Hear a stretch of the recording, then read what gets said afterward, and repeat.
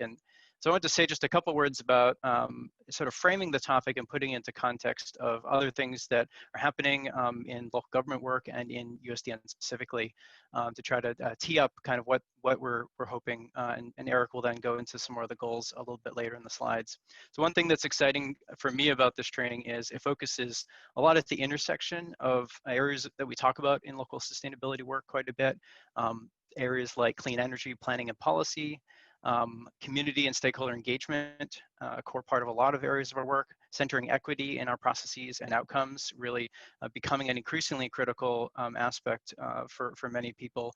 And then the quantitative approaches, especially scenario analysis and other ways we can use data to tell stories and engage with folks. And each of those areas is really a robust field unto itself, and I think it's worth noting we're not going to try to give a comprehensive primer on all of them or try to duplicate work happening elsewhere, but we are looking at the intersection of where those things come together and how to use data to really enhance some of these processes and ways that we engage with community. Particularly on that topic of equity and inclusion, I just wanted to quickly highlight a couple of other programs that USDN offers and some resources that might be available, and I'm happy to provide more information for those who aren't familiar with them. One is we have a 5-part Equity Foundations program, which you can do online, self-paced, via videos that are available for free for USDN members. There's also an annual cohort-based training program that you can register for if that mode is more appealing. And then there's a number of learning and support groups that we offer on an ongoing basis on equity topics, as well as some mini grants and professional coaching opportunities, a number of other resources that are available on the website. So once we get going, I'll drop a link to some of that in the chat in case folks have questions about that. Feel free to reach out to me and I can point you in the right direction if you have questions about any of the equity related programs or other things related to the clean energy work happening in and around USDN and with our partners.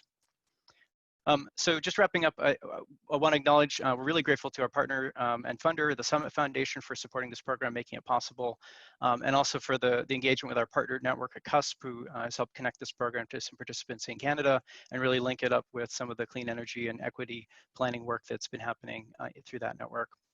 So if you can go into the next slide, I'm going to turn it over to our partners in just a moment to say a little bit, to lead us through some introductions and say a little bit more about the focus of this program and offer kind of a guide to where we're going to head over the next 3 meetings. But first, we're really pleased to have Eric Macris, Ted Wong, and Lacey Shaver from the World Resources Institute, as well as Yo Rongji from Greenlink Analytics. And I just want to say our WRI and Greenlink have both been really invaluable strategic and technical partners to USDN. I know a number of our members have worked with them, and I'm really grateful for their time and expertise that they're going to be offering, and really looking forward to our next 3 calls together. So over to you, Lacey. All right, thanks, John. Hello, everyone. My name is Lacey Shaver, and I'm the City Renewable Energy Manager at WRI. Many of you probably know me from my work on the city's Renewables Accelerator program in partnership with Rocky Mountain Institute and USDN. And so today, I'm going to be playing the role of kind of moderator and technology support person for our webinar. So if anybody has problems with Zoom or questions or issues throughout this, please just feel free to use the chat and I'll make sure that you're taken care of. And so just a few housekeeping items before we get going. We ask that you please turn on your camera if possible. We understand that everyone's from home. We won't judge your current office, whatever that might be. And I promise that that actually really helps to increase your own attention and retention of information, and also just makes it a little bit more interactive when we do discussion. This is just kind of an open Zoom call, so you should be able to mute and unmute yourself. So we ask, if you're in a noisy place, please just mute yourself, but then just remember, if you're going to jump in and comment, you need to unmute yourself. Finally, for today's webinar, especially, we have a lot of content to get through. We're doing a bunch of level setting on concepts and themes that will be really essential for the upcoming sessions on defining and modeling scenarios and prioritizing programs and policies.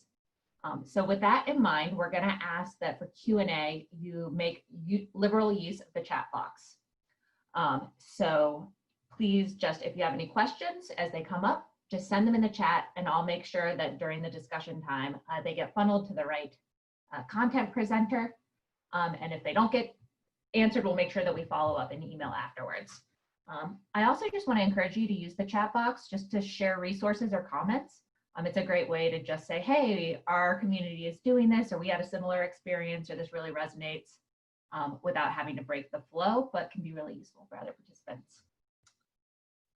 So with all of that, we're going to jump into just a quick introduction poll. So throughout the training today, we're going to be using this web-based tool called Mentimeter. It's an online polling software that allows us to gather a bunch of information and visualize it. And so you'll need to open your web browser, either on your computer or on your phone, to menti.com and enter this code, which we will prompt you throughout the discussion. So don't worry if you forget it, but if everyone can go ahead and enter that, we'll get going. Eric, do you want to move us into our first Menti? So getting us going today, we want to start by kind of anchoring on personal values. So if everyone could go to menti.com, enter the code, which you can see here is at the top of the screen, and start entering 3 words that describe your personal values and interests. All right.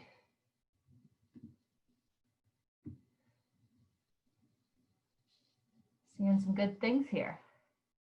Compassion, knowledge, ethical, integrity. I like the person who's optimistic / pessimistic. That's a little bit of both.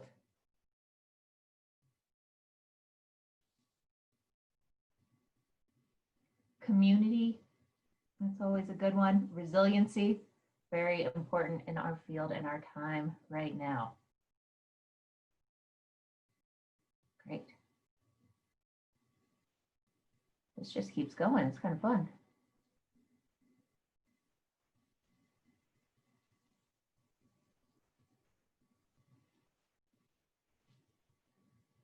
All right.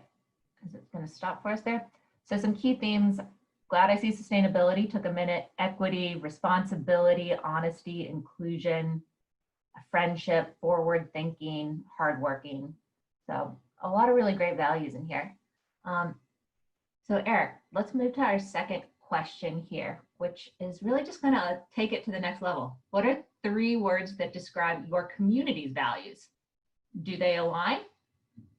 Hopefully so. You live in your community, but maybe there's some different priorities that you might want to be thinking about or values. So everyone enter 3 words there. Sustainable, equitable, a leader. Some leading communities here that I've seen. Safety, innovative, small town, empathy, health. So I'm pulling out some bigger themes here. Walkable, it's a good one.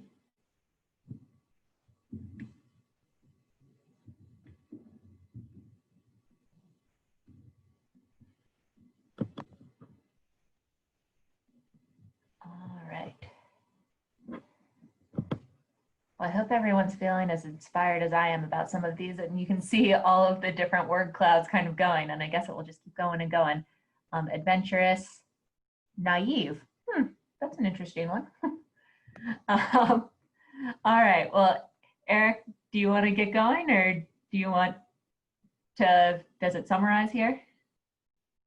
Sure, this is great. Wonderful to see all these different perspectives, and yeah, seeing this connection and, or in some cases, disconnection between our personal values and our community values is one of the things we're going to be exploring throughout the training. So great to see this and as a touch point and something we should be thinking about as we go throughout this session and the following ones.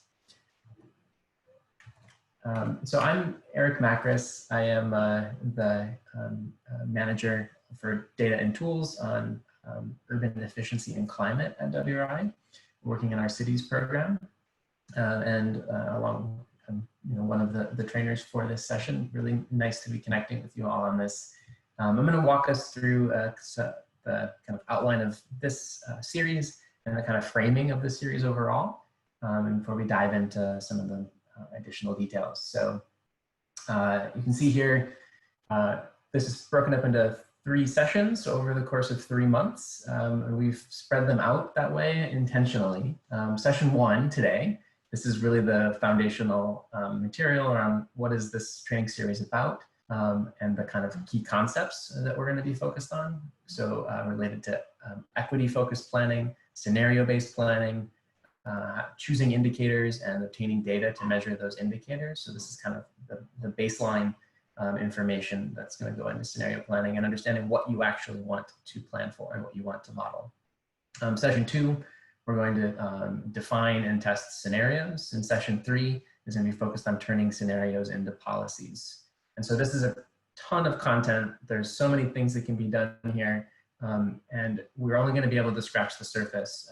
But one of the ways we wanted to make this a little bit more tangible for everybody is through what we're calling this, this test exercise on scenario planning. So you can see that across the bottom here. These are resources that we're going to be providing to 12 of the cities, 12 of you who are participating. Because of resource constraints, we can only provide it for some. But these are going to provide resources and real-world examples of how scenario modeling can be used throughout the course of the training. So you can see here what are some of the activities associated with developing that that test exercise and that those data sets that are going to be available for those 12 cities and available for the rest of you to use to engage as part of these conversations. So before we started, a few definitions. These are kind of the key terms of the things that we're working at the intersection of.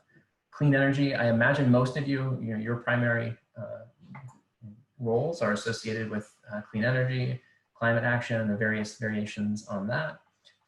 This is a complicated topic in and of itself. For our purposes, we're mostly going to look at clean energy as the intersection of renewable energy and energy efficiency, and thinking about this from a city perspective or a subnational government perspective. Scenario planning, that's kind of the key tool that we're emphasizing in this training about how that can be applied to to clean energy planning. And then equity, we're encouraging you to think about this as a primary lens or approach, the how of how you do your scenario planning and your clean energy planning. So today specifically, we are going to get through these 4 points. And we hope you'll be able to begin using concepts and methods around equity-focused planning, understanding the broad outlines of scenario-based energy planning, understanding the role of indicators in scenario planning and how they can connect into a stakeholder-driven equitable planning process. And we also want you to at least start to feel ready to work with stakeholders in choosing meaningful indicators and knowing which stakeholders you want to be engaging around those indicators.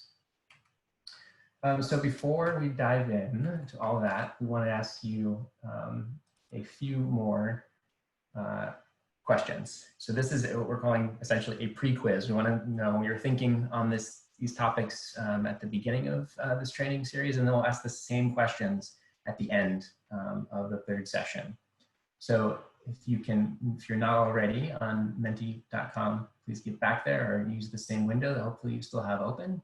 Make sure this code is entered, and then please respond to this question. So in single words or short phrases, what are some of your professional goals for your clean energy planning process? So this is about the particular activities that you want to complete in your community or you've been asked to complete in your community, and your professional goals as a professional planner or a clean energy specialist.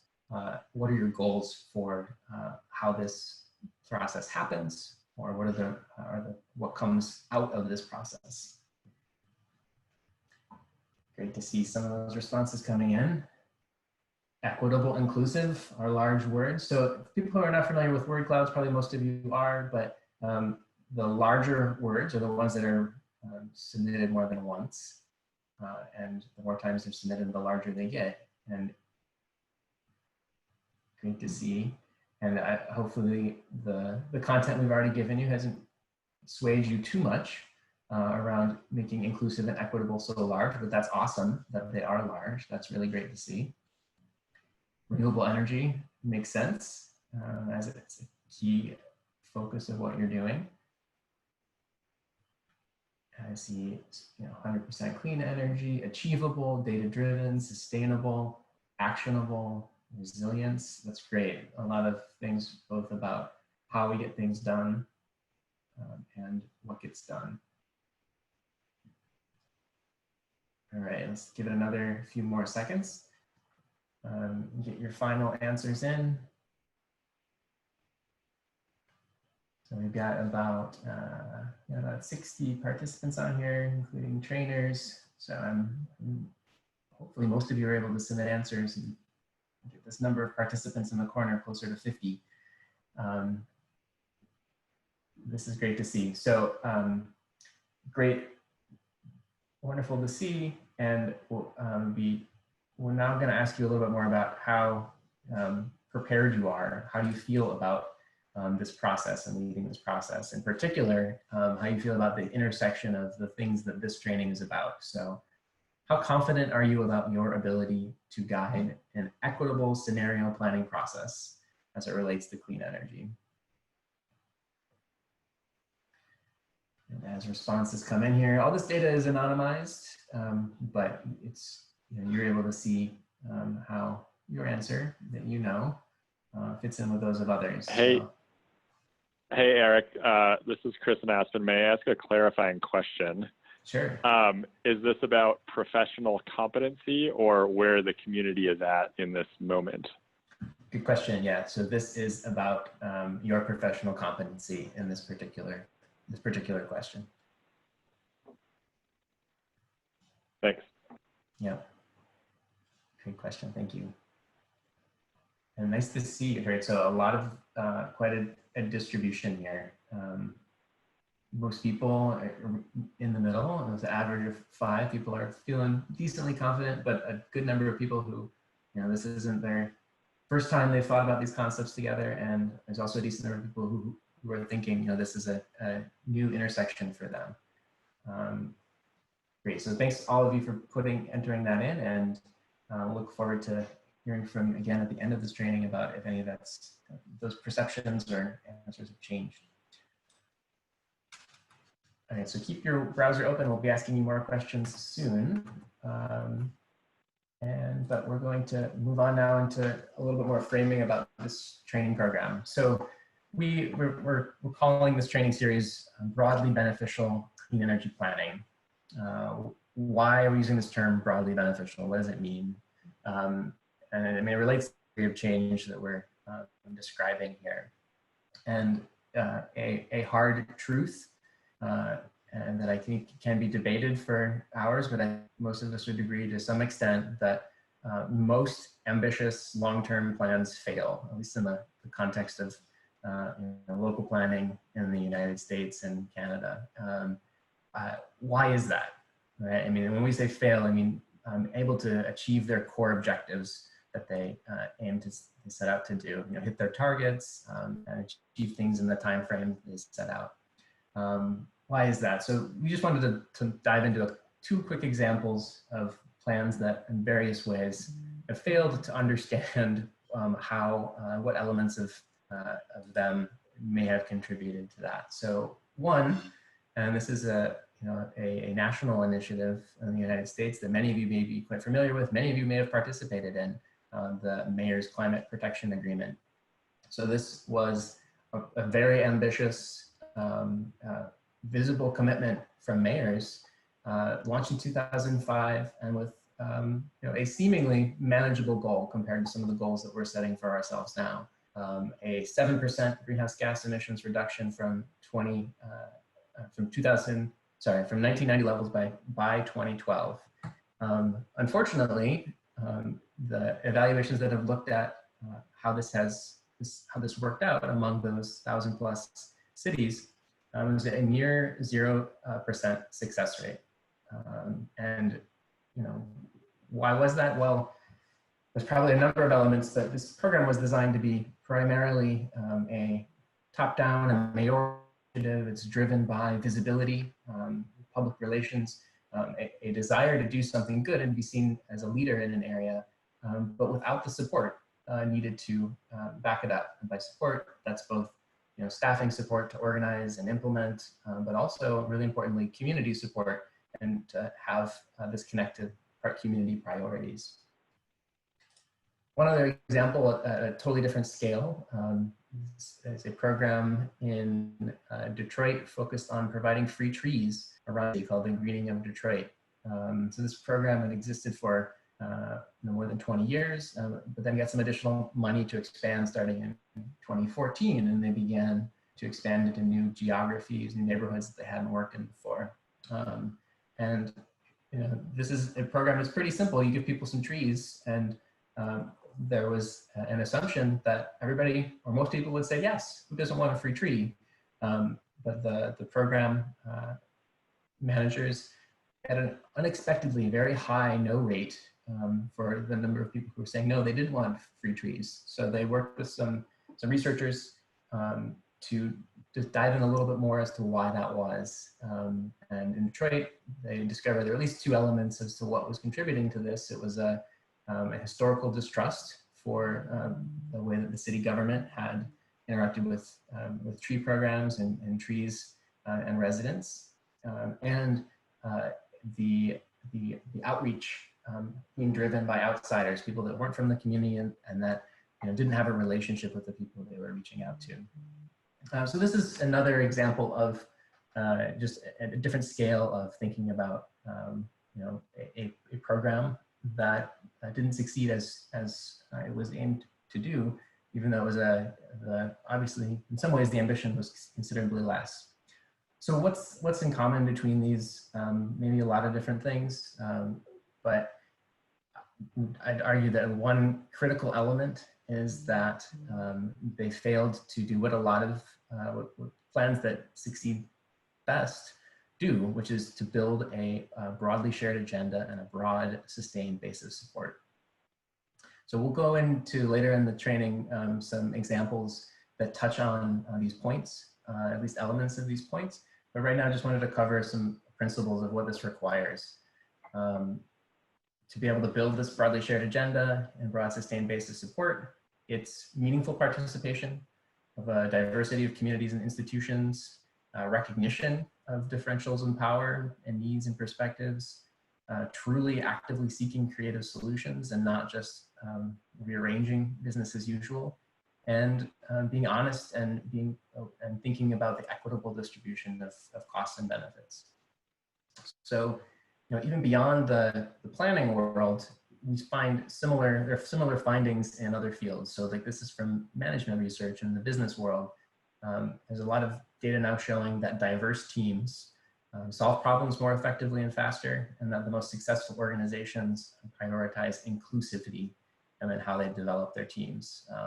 And so that the combination of those two things are what is being called generative teams, those that are cognitively diverse and psychologically safe, meaning that their diversity of perspectives, abilities, creativity are brought together, and they're able to be provided with a space to actually creatively contribute and safely contribute. All right, so this is directly related to our theory of change with this program. So there's two elements: scenario planning. Information is power, right? We know this, and it can drive new ways of thinking about problems and solving them. There's a number of things that scenario planning provides that can make your planning process much more robust. But power, it doesn't mean anything if you don't know where you're driving your bicycle, right? And that's why we're bringing in this element around the equity lens. We need values and voices of people who listen to understand what matters to them to drive the direction of our plans. And importantly, not only is this to produce better outcomes, but it's to create a more durable public and political support for implementing these plans, right? Mayors come and go, but the community will be here. How do we make sure that if in these long-term plans, particularly as we're talking about clean energy action or climate action, we need durable support to make sure that that things actually can get implemented and the goals that we set can be achieved, and it's not, that things aren't completely revised and people start over as new mayors or leadership comes in. And so just finally to reemphasize, this is a training about intersections. So there's a bunch of unique content at the intersection of these topics, but as John pointed out earlier, because this is an advanced course, there's a lot that we're not going to be touching on. The foundational material here, which USDN and others have resources on. In particular, I want to highlight that this deep dive on equity, really wrestling with justice and injustice and the history of exclusion and in city planning and in energy is not something we're going to dive into deeply, but this is really important for us as planners and city staff to be able to be familiar with and to be able to articulate and to have strategies to address. So we will be providing an annotated list of additional resources that will help you to dive in further into all of these topics that we're just gonna touch on pieces of. Okay, so what are the components of equitable clean energy scenario planning? This is one way to look at it, of the different kind of components or steps that you need to think through, the questions you want to answer at each stage. Today, we're going to be focused on these first 5 planning components, and we'll be touching on the other ones in the next 2 sessions. All right, so now to equity-focused clean energy planning.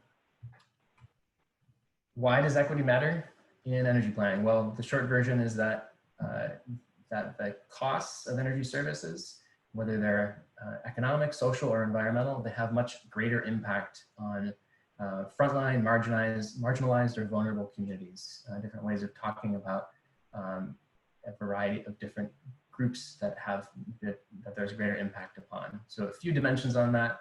Income. When it comes to energy burden, the amount of income that households are spending on energy, that's twice as much among low-income urban households as the average household. Race, and people in neighborhoods with more people of color pay higher energy bills. Neighborhoods specifically, residents in neighborhoods, in frontline residents that live in neighborhoods with the highest environmental health hazards. Often this is associated with historical practices of segregation and redlining, things that are still have legacies in our communities today, and that are important to address that and understand that history. And housing. So frontline residents live in homes that are older, less efficient, less healthy, and often cost them more to operate. So these are just a few of the dimensions. There's many more, but these are direct connections between energy planning and equity and things that are essential that we address. And it is beginning to be addressed in some cities around the country and around the world. This is a snapshot from the City Clean Energy Scorecard that ACEEE produces. They found actions on planning and also on specific policies as they relate to equity in clean energy. Here's a few of those examples in here, and you can see some of your cities are listed here around and are being scored on equity. So this is a good resource for you and for your managers and directors to know about and to be thinking about ways that you can improve your score and to be recognized for integrating equity into your work. So there's at least 3 kinds of equity and inclusion, and these are the 3 we're going to focus on throughout this training. Process, it's known as procedural equity, policy or structural equity, and distributional or impact equity. We need all 3 of these are essential to create broadly beneficial outcomes. We're going to focus today on the process piece and on stakeholders, and in the next 2 sessions we'll dig in more into policy and impact. So I know you're all here to talk about clean energy goals, and that's great. That's awesome. We need to get this done. We know that you are working under constraints. So your definitions of what goals have already been set by your leadership may be different. There's just a few examples of how those have been defined or can be defined. You're working in the constraints of what you've committed to, what your leadership wants to get done. At the same time, you have to deal with the interests of stakeholders and their different perspectives that they bring to the table. What do they most want out of this process? What are the primary things they care about, whether it's jobs or homes, if it is emissions, if it's better neighborhood, and having to balance those interests. And one thing about how an equity lens is that it can be a tool to provide the how for clean energy's what in a process like this. So here's just one example of how that was processed in Atlanta, a community that set equity at the core of its planning process for clean energy. So their priority came out focused on this vision of 100% of Atlantans have a right to 100% clean energy. And then they developed principles associated with that vision as well. So just one angle on how disparate goals and interests can be aligned or through equity and through thinking about an equity lens. All right, with that, Lacey, over to you for our next poll. Great. All right, so we're gonna do another quick poll and have some time for discussion and call on a few of y'all. So if you could go to menti.com and enter the code and start entering in your residents' top priorities for your city's energy policy specifically. So what are the priorities when it comes to energy policy based on your own perceptions? Clean jobs. I think everyone's thinking jobs right now with the COVID. So reliable, efficient, urgent, cost. Well, I'm actually going to keep us moving because I think we're a minute or two behind. So I am going to pass it to, I think, Ted, who's going to. Lacey, just while we're here, because this is something I meant to touch on, but I didn't in my remarks, I'm receiving a question about how COVID will change things. So I think specifically the question was about participation in community processes. We're not going to touch on that and how that's going to change things in much detail. There are some really good resources out there about that, though, or some related resources at least. One thing I do want to touch on is just, and I think this is largely obvious to most people, but the dimensions of equity and how we think about equity and clean energy planning is only going to become more urgent, right? These dimensions of vulnerability are clearly becoming even more urgent and much more visible and obvious in our communities, even when they've already been there for a long time. So hopefully there's also some momentum to be able to address these issues as part of our planning. So that's something I would love us to touch on, and it'd be great to get your comments and thoughts on how we do that as we move forward. So sorry to interrupt, Lacey, I just wanted to respond to that in the chat. Can we pass it over to Ted now? Yep, all yours, Ted. Thanks. Hi, I'm Ted Wong. I'm a research analyst at WRI in the Cities program. I'm gonna move through my slides a little more quickly than I had planned, just because I'm nervous about time. But if I go too quickly and sort of skip some topics, please go ahead and stop me, because I'd rather be clear. Clarity is more important to me than the concision. So I think that one of the big themes, I think the theme that runs through this entire training is the importance of deliberately designing stakeholder engagement. And so as an intro to that, we're going to take a look at a neighborhood program in Minneapolis, the Neighborhood Revitalization Program, or NRP, which was a really active, really innovative program in the 1990s. Got a lot of praise and a lot of criticism. And the idea was to provide capital funding for neighborhood revitalization projects.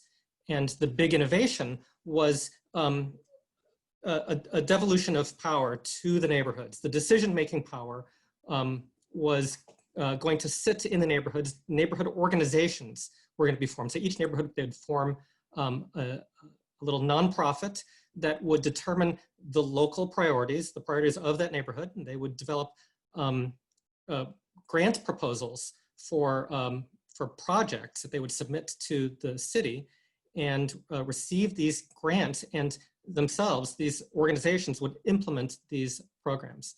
So here's a snapshot of 5 of the neighborhoods. So 5 of the neighborhoods. Now, it's a lot of columns. Don't look at all the columns. But the second from the left column is a category that each of these neighborhoods was placed into by researchers. Fagato and Feng, who were governance scholars at Harvard.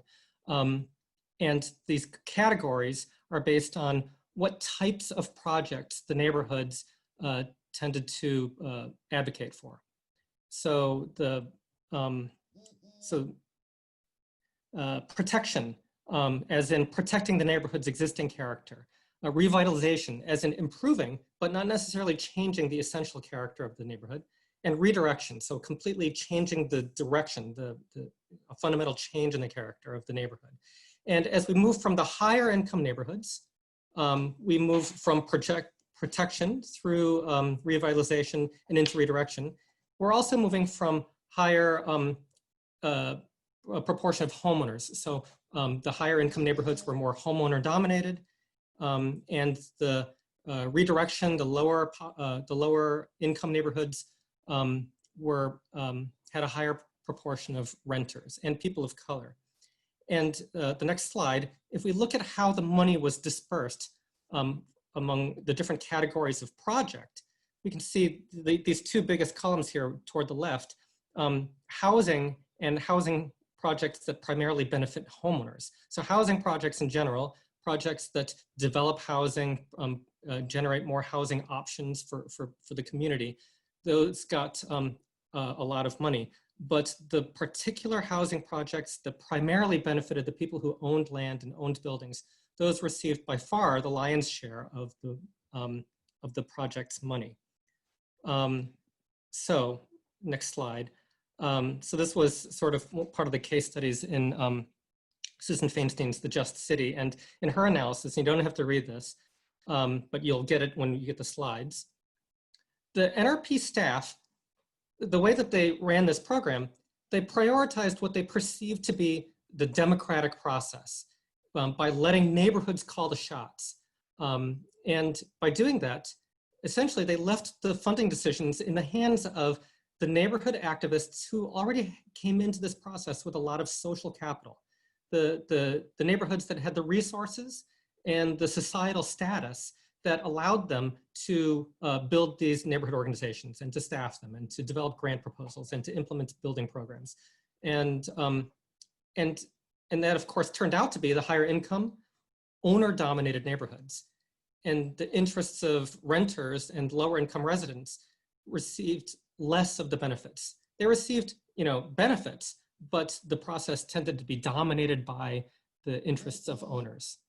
So the NRP was innovative in a lot of ways successful, but where it stumbled because of how they recruited stakeholders. So I'd like to spend some time walking you through how we're thinking of choosing stakeholders to target for recruitment.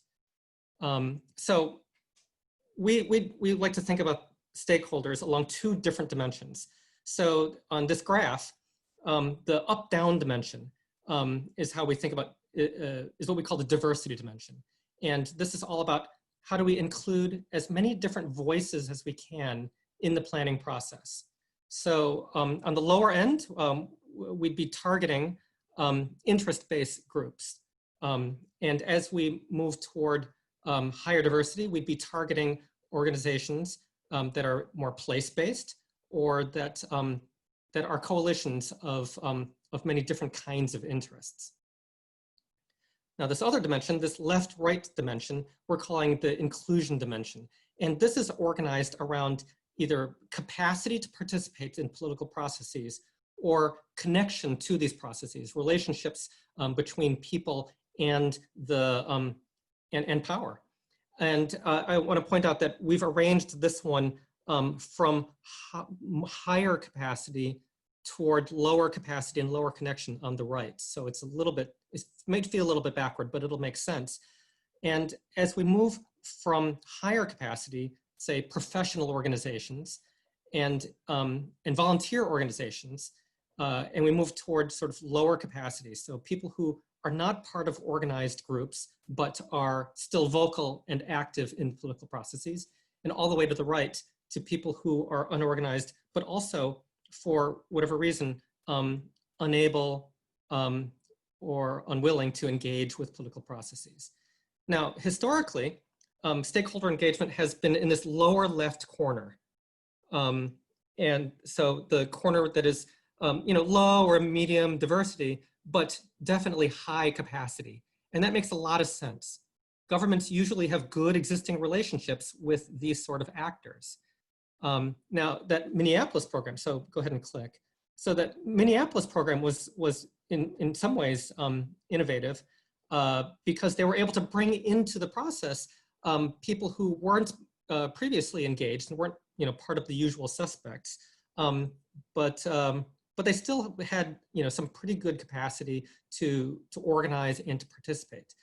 What we would like to think about is how to get further to the right to the people who have been less engaged, maybe because they've been less able to engage or whatever, but because they've been less engaged, their interests have not historically been part of these planning processes. So this is going to include the neighborhoods that were categorized as redirection neighborhoods. It's going to include those people who said no when offered free trees in Detroit, and who said no because of a historic distrust of the government. And one thing we want to mention is that, so go ahead and click, is that one potential resource is trying to reach stakeholders through climate justice coalitions.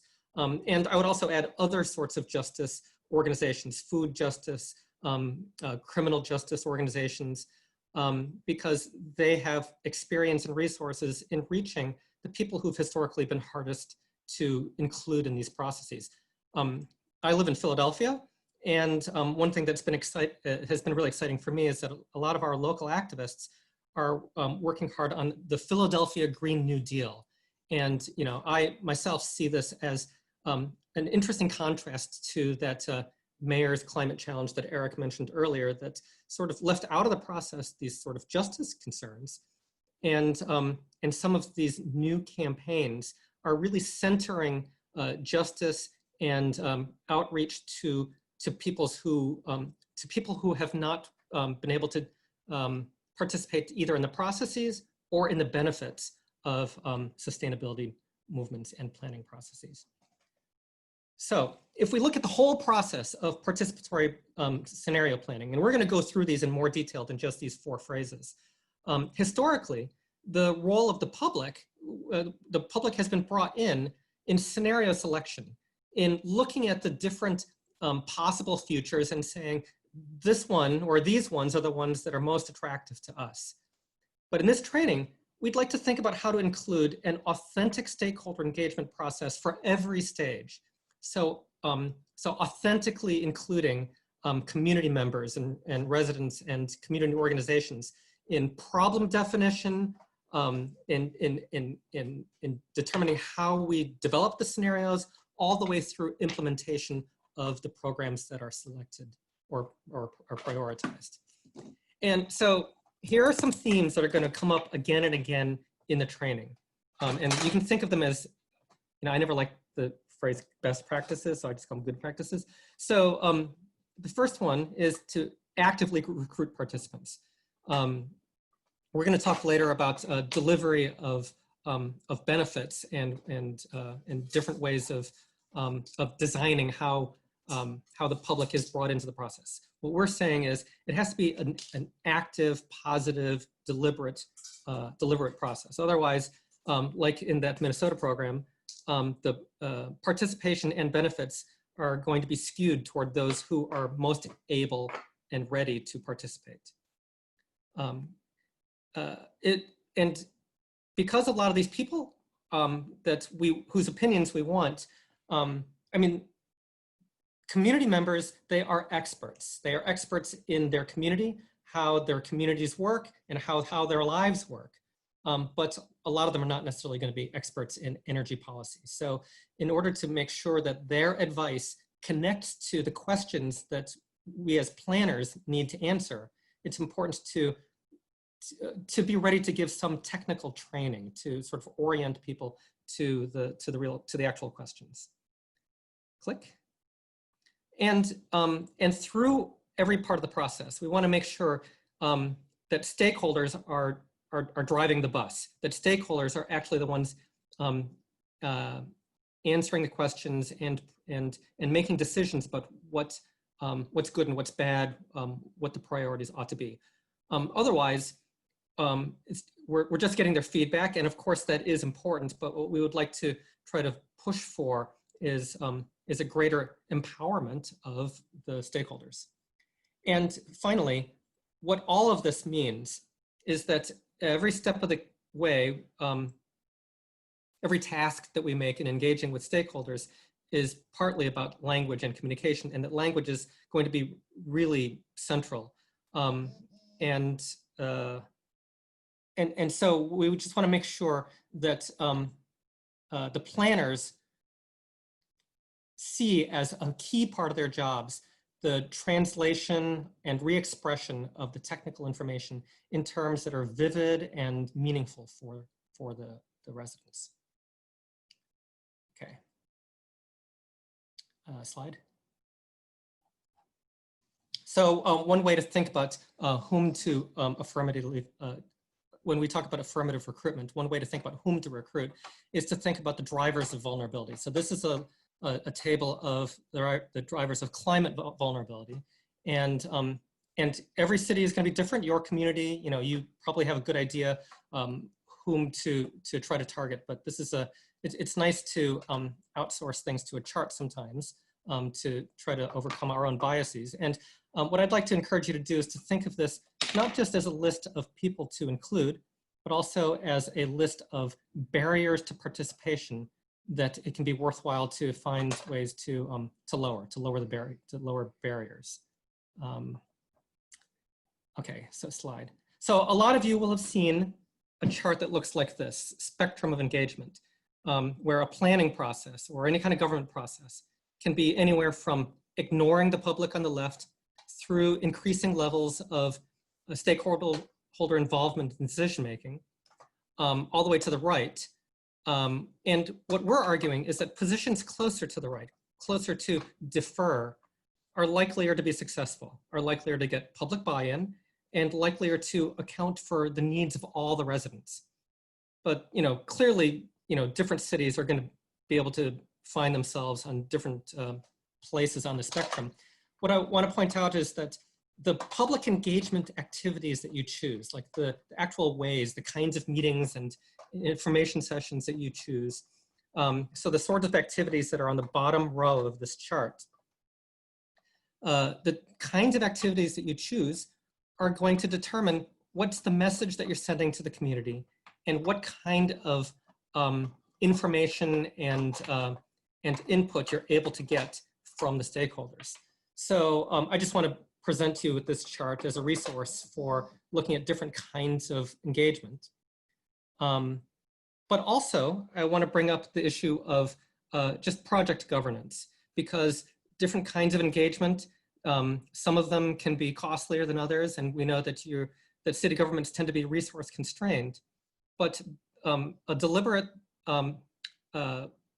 governance structure can be a low-cost, high-return strategy for centering equity.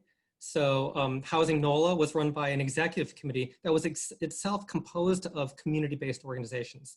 And this King County Mobility Group, which is a government group, was made up of citizens and community organizations that were specifically focused on equity issues. So click. So what we're saying is the planning process is likelier to be more inclusive if citizens and community organizations are actually part of the project leadership, or if there's a citizen advisory committee that's guiding things, but that these roles are well-defined and actually substantial.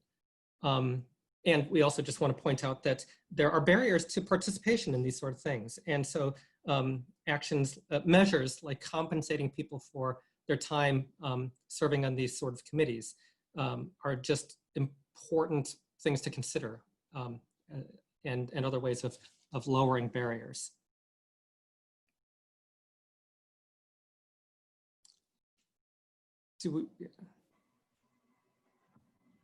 All right. Great, thanks, Ted.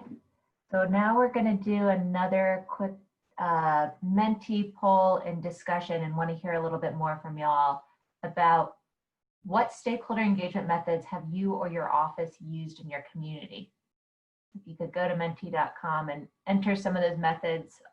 I know Ted had showed some of them on his kind of spectrum of engagement, so you can think of those, but I'm sure y'all are all experts and do this all the time. So what are some of the things you're seeing?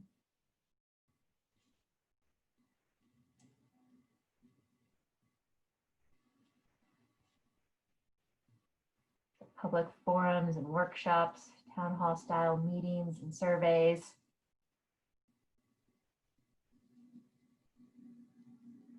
Social media, sustainability commissions, that's a good one. Stakeholder groups. I think Eric, you can kind of scroll down. Talk story sessions, I like that. Who entered the one about talk story sessions? Could you unmute yourself and tell us a little bit more about what that was? Yeah, this is Michael from Honolulu. Talk Story is just having open-ended conversations with definitely some specific types of questions or themes, but just engaging people, especially right now with COVID, trying to be responsive to people where they're at right now, and asking them how the city can respond, and then talk about how the current crisis can help inform climate action and climate change policies and procedures. Yeah, I feel like finding ways to listen right now is good for all of us. I feel like I'm trying to find as many ways to listen to y'all about what's going on in cities. I'm glad to hear that you're doing kind of the same with your community to really, listen first so that then we can think about our responses. Do we have somebody else who might want to share maybe something about partnerships with local community organizations?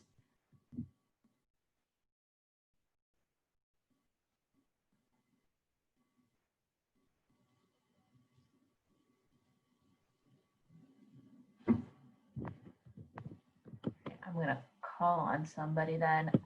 I think I saw some of my friends in Asheville, North Carolina. I know that y'all are doing a lot with community organizations.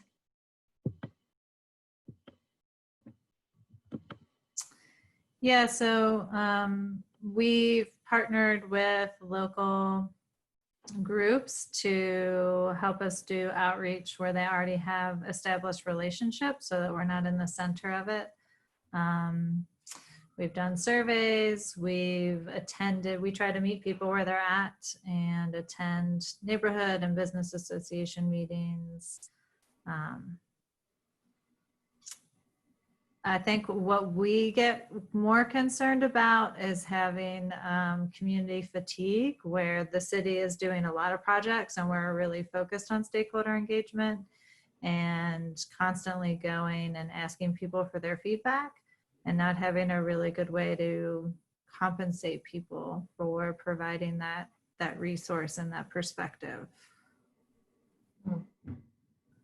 That's resonating. Bridget, Megan in Cambridge said community fatigue is something that she sees up further on the north coast, I guess, northeast coast. I think that's also a reminder to think about how we communicate what we're getting done too, rather than just asking for advice, but communicating what you've actually done with the advice you've already asked for. And, I think sometimes forget to think about the messaging of all the good things that you're doing too. So, well, hopefully you're getting things done before asking for the next thing, but I think that's a really good one to keep in mind. All right. And Eric says the feedback loop is not always there. So thinking through what those feedback loops are, I think in cyclical is really important. So thanks, Eric. All right, well, I'm going to pass it back to Ted to start getting more into scenario planning, which is kind of the heart of what we're doing.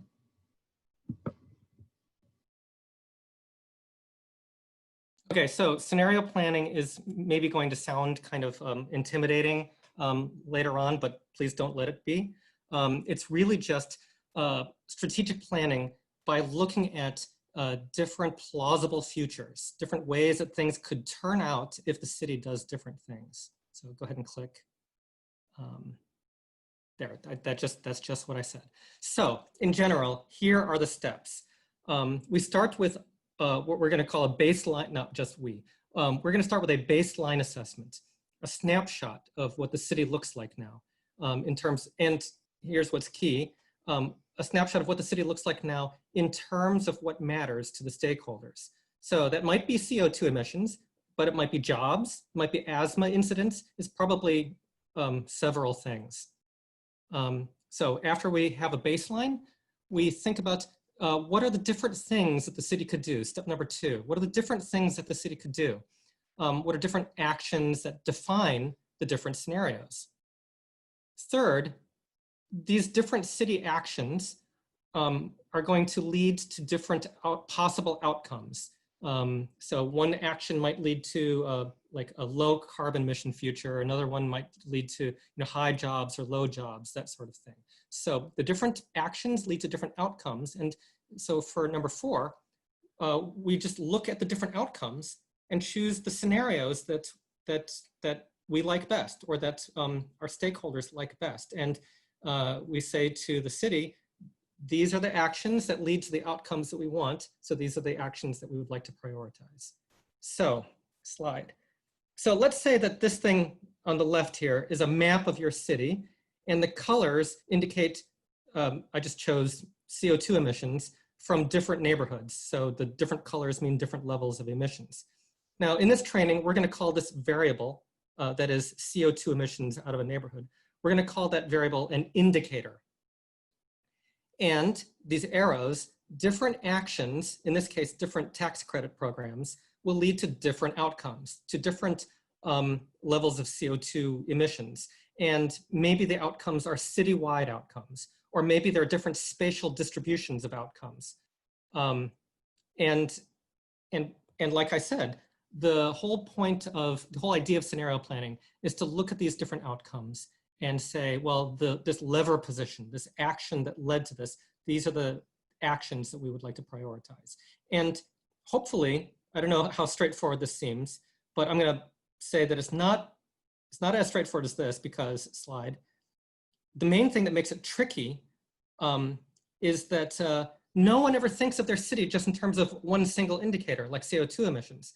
Governments and residents are going to care about many indicators all at the same time. And so any action that gets taken is likely to affect some of those indicators in one way, some of the indicators in some other way, and there are going to be trade-offs. And this is kind of like a really key role. This is why we want to bring in stakeholders, bring in the people who, whose lives we're trying to affect, because deciding among different trade-offs, that's a judgment call. That's the judgment call that we don't want to leave to ourselves as planners. We don't want to leave it to a particular subset of the neighborhoods. Making these trade-off calls, that's why, that's like the main, this is where justice comes in. This is why we need voices from different parts of the community to say, this is the trade-off I want, not this trade-off. And this is not something that an algorithm can do. It's not something that the data can do. It's something that the human beings that we bring to the process that they have to do. So, data or indicators, because we're still talking about the baseline, but go ahead and oh, I'm sorry, this is Eric. Back to Eric. Sure. So yeah, as Ted was saying, indicators should reflect the values and goals of the community. So here's a couple of snapshots on traditional energy planning. What are those technical things that energy planners think about most of the time? These are not things that most citizens, residents, think about in their everyday lives, right? And if we're moving toward an equity-focused energy planning approach, it's really critical that we're thinking about indicators that matter to people's lives. Things like energy bills, energy burden reduction. CO2 maybe maybe will resonate quite well with some, and may not resonate well with others. Air pollution, spatial and demographic distribution of benefits, imagine you can think of many, many others. And this is just an example of we need to move beyond modeling and thinking about scenario planning from the things that are easy or traditional to quantify. How do we make sure we're focused on the things that matter to people? And to reemphasize Ted's point, data is serving the process, not the other way around. Community members are making these decisions about what options we're defining, and what solutions we should be pursuing, right? Just emphasizing that. How do you choose indicators with stakeholders? This is just a very simplified way to think about it. It'd be great to get your feedback and thoughts on this. So starting conversations, starting with values like we did today. What are the things that matter to you? What are the things that matter to your community? And goals. And this is not about values and goals on energy. It's about what are your values and goals, and then thinking about how energy relates to them and how they can relate to energy. Then needing to segment those discussions and to think about the particular impacts associated with those values and goals. How is energy impacting things like health, household expenses, climate change, and then being able to then translate those particular impacts into specific indicators that matter to your stakeholders. A few examples here. So as you're going through this process, this is not easy, right? Because you're going to have a diversity of perspectives, and these are things that are typically harder to quantify, but these are the kind of criteria you want to be aiming for as you're developing indicators, making sure they're measurable, sensitive, relevant, and distinctive. Some examples here of what explanation of what that means, and some examples of weak versions, weak indicators by those metrics, and strong indicators. And now we're back to Ted on being data.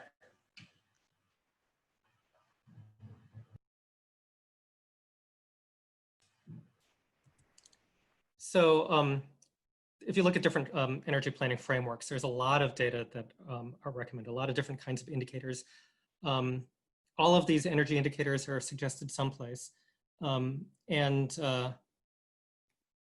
so I just listed them, and on the right here, I just listed some potential sources, because when it comes to data, especially free data, one of the tricks to locating data is to have an expansive imagination. And some of the real go-to sources are going to be the government agencies and the utilities, but sometimes people will fail to think of some other really useful sources of information, like community organizations, private vendors, and so I just post this as a way of saying think broadly. So slide. And as you open up the baseline assessment process to include some of the social well-being information that will be really meaningful to the stakeholders, you'll also be looking at data that have to do with things like housing, transportation, and the economy. And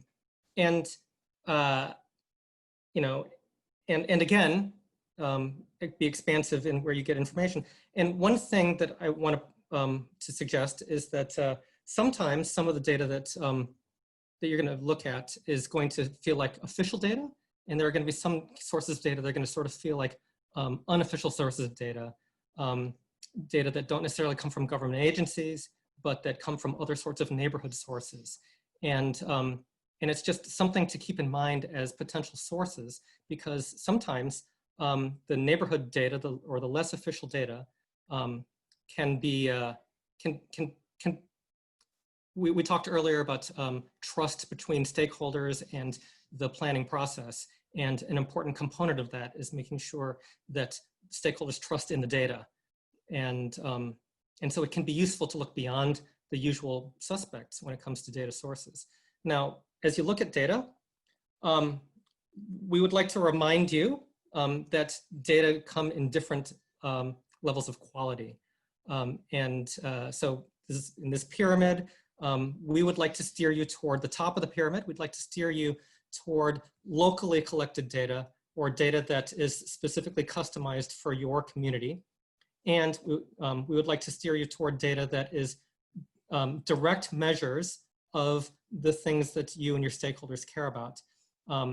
But sometimes you can't get locally collected direct data, and you have to use locally collected proxy data, data that's correlated with what you care about. And here's some examples. So, of course, use the data that you have. If the data that you have is downscaled regional data, then of course use it. But it can be worth some expense and time and energy to try to move upward in the pyramid, just because in this process, it is a data-informed process. So it's not quite garbage in, garbage out, but it certainly is garbage in, less reliable results out. I'll just leave it at that. It's not a good acronym for that.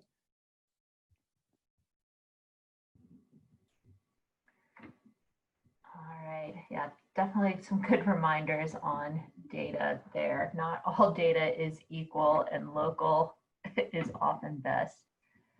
So we want to hear from y'all as y'all are thinking about different data sources that you might collect to plug into your scenario planning efforts. What sources of data have you found for energy and sustainability for your community? So we're just going to use the Menti poll again.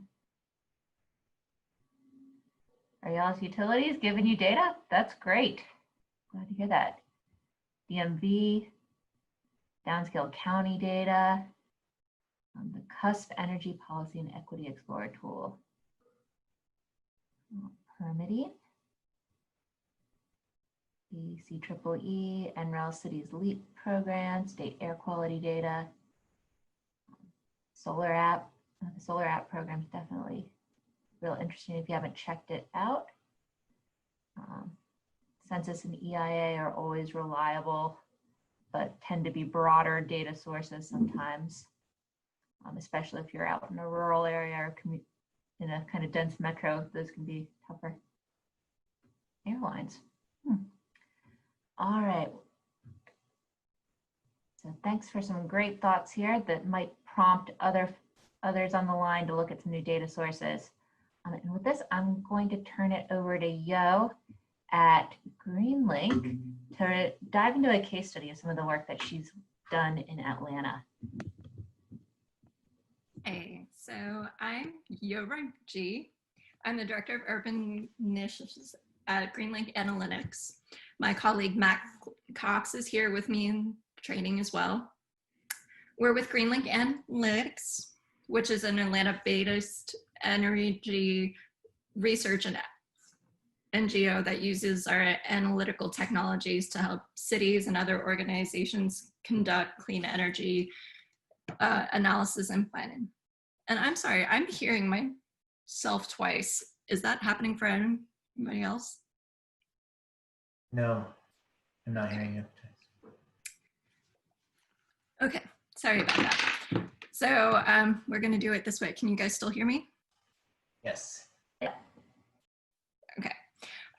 So today we're just gonna quickly review an example of an energy burden tool from the city of Atlanta. Back in 2017, prior to working at GreenLink Analytics, I actually worked for the city of Atlanta's Mayor's Office of Resilience and assisted in developing Clean Energy Atlanta, the city's 100% clean energy plan. So GreenLink was a critical partner on the project back then, providing data analysis on clean energy's impact on carbon reductions, health, and the economy, as well as a tool on energy burden mapping. So what you see here on the screen is City of Atlanta slide that the city actually used for our Clean Energy Atlanta community presentations and decision maker meetings. This mapped visualization of energy burden baselines was super helpful in the Clean Energy Atlanta planning process. So I'll go over the slide first, and then we can move into how this actually helped with our planning processes. So what you see here on the slide is the definition of energy burden that we at the City of Atlanta used, which was the percentage of household income spent on electricity and gas. The map of the energy burden on the right is of different neighborhoods of the City of Atlanta on a zip code level across the city. For the context of Atlanta's energy burden, there was an ACCC study on energy burden across the United States, biggest metro regions, that showed that the City of Atlanta actually had the 4th highest energy burden in the United States. The national energy burden is about 2.7%, but some of the highest impacted zip codes in Atlanta paid up to 9.6% of their annual bills on energy.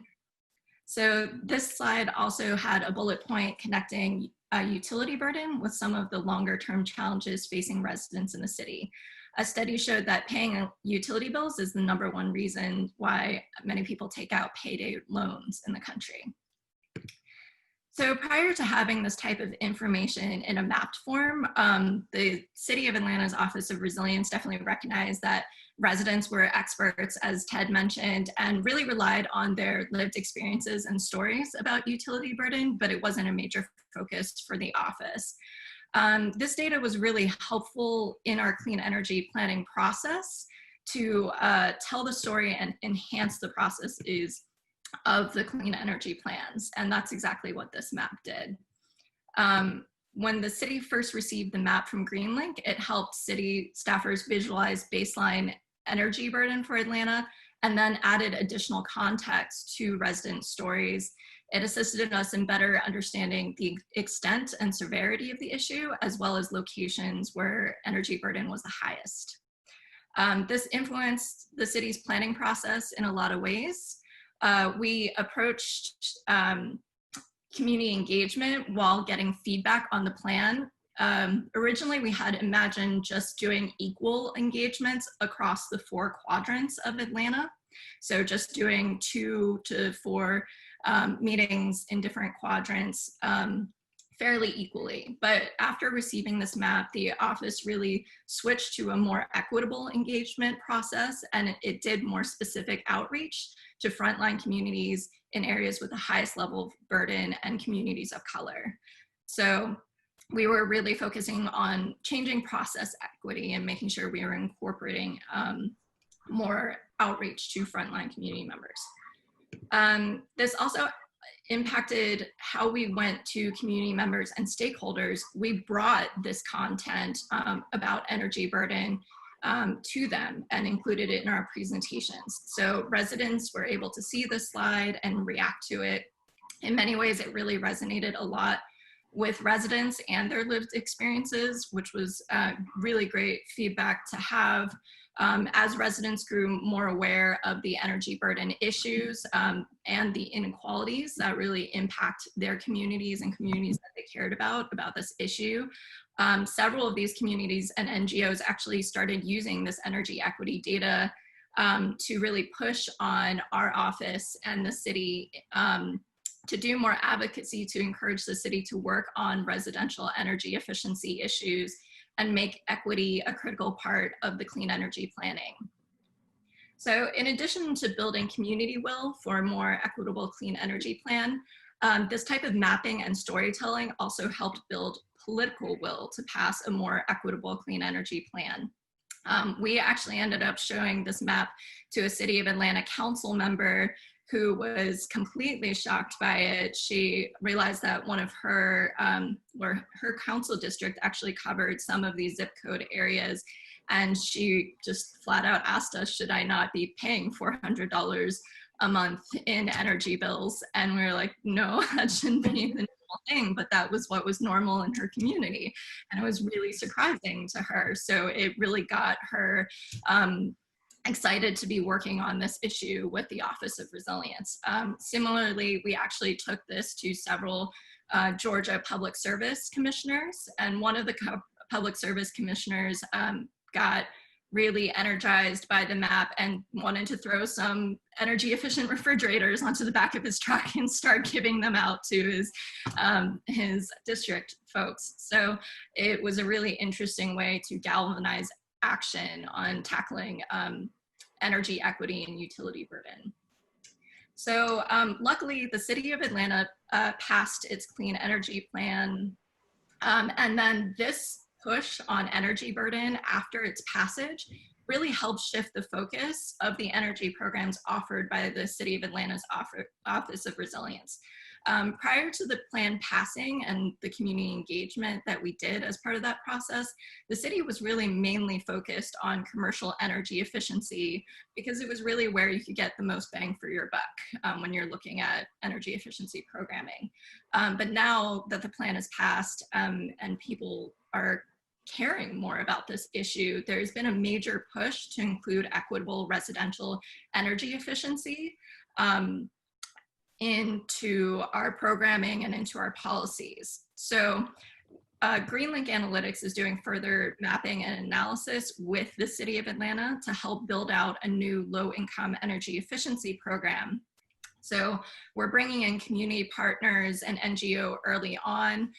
Those community partners and NGOs are doing a lot of education to community members on what energy burden is, what are the indicators around utility burden, what does baseline energy burden mean.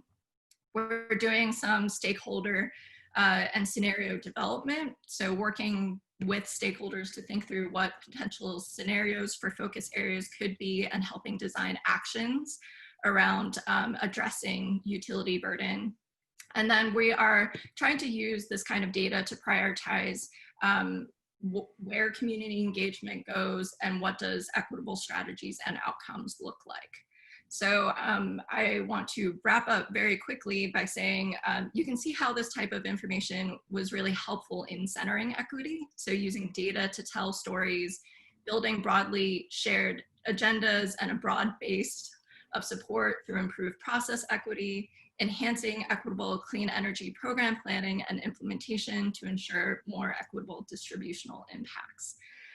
So as part of this training program, we're hoping that this kind of data will be helpful as well. So for the second session of this training, most of the cities will actually, in tier 1 cities, will be getting a look at some of their data on utility burden, and then we can talk through some potential scenarios around utility burden and what that might look like. And I believe that Eric's going to talk a little bit more about that at the end of the session. Thank you, Yo. Great case study, and I know we're running low on time. We have a few more slides to wrap up, but I do want to leave time if people have any burning questions for Yo about the Atlanta case study in particular. And as she highlighted, this sort of data is something we're going to have some more time to talk about in the next session too. But any questions for Yo before we move on to our wrap up?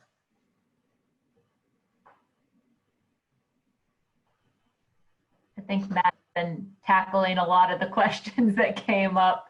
Yeah, we've gotten quite a bit in the chat, which is great. Thanks, Matt. Awesome. Well, wonderful. Thank you for that, Yo. We are close to the end of our time, so I'm going to quickly wrap up. And just to note that, so we're hoping that all of you will take some of what we've been talking about and thinking about back into your work, and start thinking about, if you haven't already been, I imagine many of you have been, but start thinking about stakeholder engagement, specifically on indicators. We know that, between now and the next session, you may not be able to make a lot of progress on this, but I would encourage you to set a tangible goal of what you can do to help answer this question around what indicators for clean energy action are most important to stakeholders in your community, which ones are most meaningful for what they care about. And it would be great to be able to bring that back and for our discussion at the beginning of the next session.